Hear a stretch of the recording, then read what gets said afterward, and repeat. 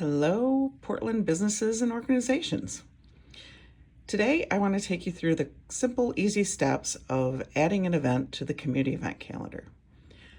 There are huge advantages to doing this. It only takes 5 minutes. The calendar online is viewed nearly 700 times a month. And best yet, if you get your event in by the 28th of any month, we can add it to our On the Street newsletter that's distributed in 3 formats to over 7,000 people.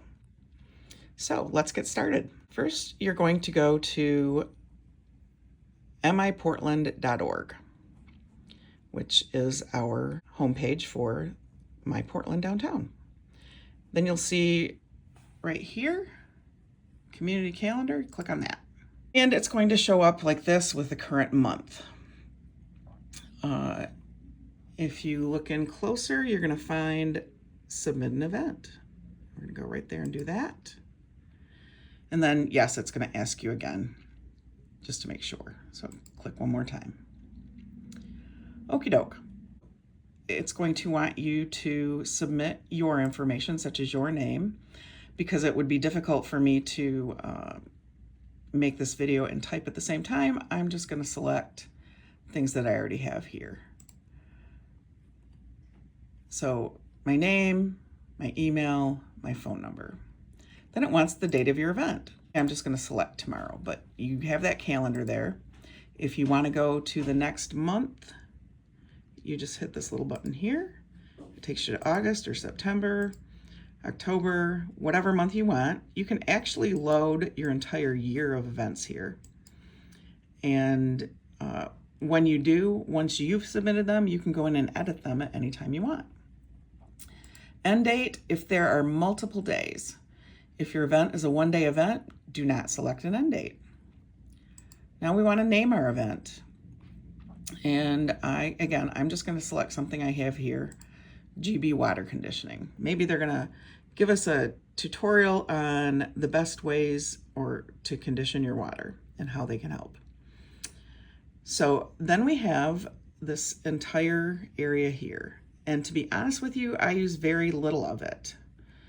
This is where you describe your event. The reason I use very little of it is because I just put my icon right there and I go to a pre-written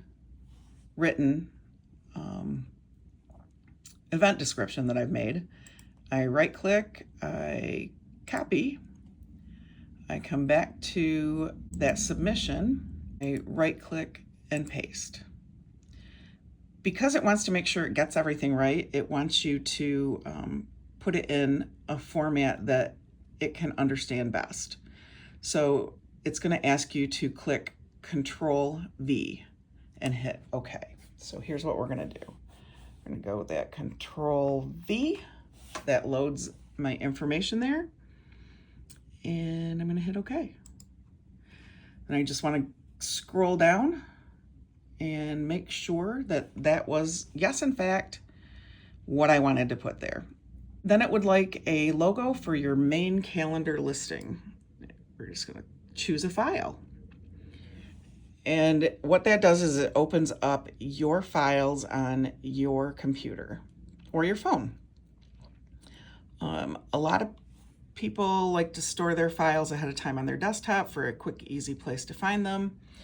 I've been working on loading events, so I have mine all here, and I'm just going to add updates.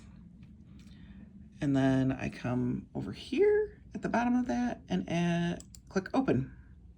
All right, start time. You click your times, start time and end time with your drop downs. And then it offers us details on the event. This is usually where I add an event photo. How to add a photo, you just come over to the right-hand side here in that middle block, and you click on this little icon that looks like a picture. That's going to give you this, which looks confusing. I agree, but it's very simple. You hit upload at the top of that. You hit choose file. It will open up your files again. You can put in a different picture than your logo, like maybe you just have your organization logo or something first, and you want your event poster or flyer information within. So I'm going to add that again and select open. Now we're sitting here saying, what in the heck? What did it do? And so I'm going to hit send it to server. And here it's loaded it. You just can't really see it because it's loaded it so largely at whatever your original file size was. The best file size for these is to make sure that the lock is on and select a width of 750. 750. And you can see now that that's starting to show up. That'll make it as large as possible and still fit within the frames. Okay, so we've got 750. It's locked because it was also 750 in height. That keeps all our dimensions the same. And we click OK. So there we have that photo within the event. Website, either your Facebook page or your website if you have one. And then it wants contact information. When I approve an event, this is the area that I go to. I want to make sure that it has your contact information, your email, and your contact phone. Or if you're loading this for your organization and the person they should contact has something different, you put those in. I want to make sure that that doesn't default to the DDA My Portland because I don't know all the information about your event, but you do. You can select a location type or you can leave that blank. We usually select in person because most of our events are in person. A location name, you can make it Historic Downtown Portland. You can make it whatever you want it to be. Like I said, we've had District Library there, Two Rivers Park at the Bandshell, VFW Hall, Red Mill Pavilion is quite popular. And then you want the Red Mill Pavilion's address. Save and continue. This is where you review your information that you submitted, make sure it's what you want. If it's not what you want, go back to Edit Event. If it is what you want, select Confirm and Submit. That's what we're going to do. So what happens here? This is, thank you, your event information has been sent to the calendar editor. Who's the calendar editor? That's me, the DDA. So every day I log in to my dashboard and I look here for pending calendar items. Okay, it's got our GB water conditioning event. I hit edit. I check the date. I hit save and continue. And I scroll through, look at your descriptions. The biggest thing, like I said, I look for is contact location and information. So here we are. That's all there. And that makes me go back to pending and hit active. I just hit save and continue.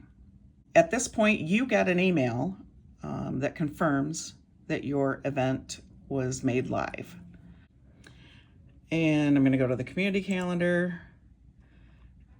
And it's July. I'm going to scroll down.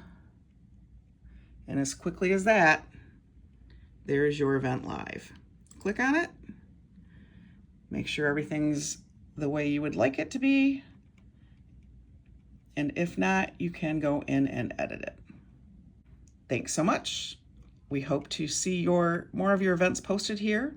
Cheers to the success of all your events and great attendance. Have a wonderful day in beautiful downtown Portland.